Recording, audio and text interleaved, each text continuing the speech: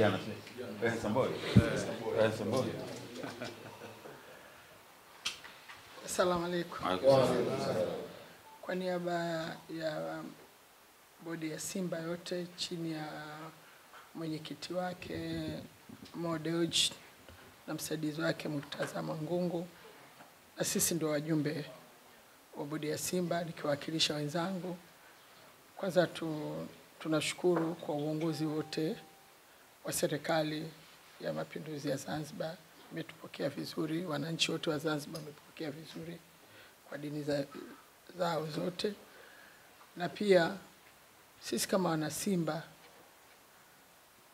tuliamua kuja kuangalia kaburi la Mzee Mwinyi, ambaye kama alivyosema msemaji wetu wa Simba Ahmed Ali, singependa kurudia, tuna historia naye kubwa sana. Na mimi siwezi kuzungumza mingi sana.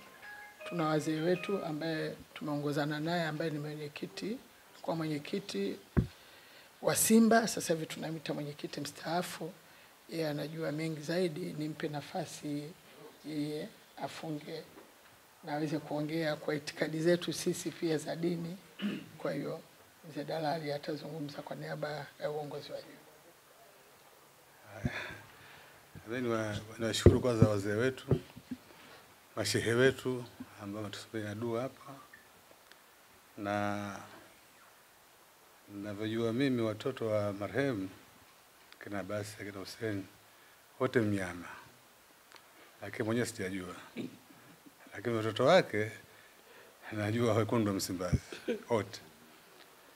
Kwa hiyo tukuja kumwenzi mzee kwanza hapa, kama nilivyosema msemaji kwamba 93 tumekosa kikombe mbele yake, na alisononeka sana, na sisi sote tulisononeka sana.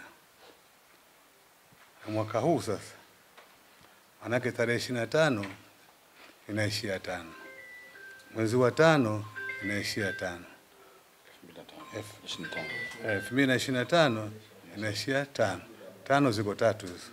Basi inshallah Mwenyezi Mungu 5 azifanye zikuwa ni magoli 3.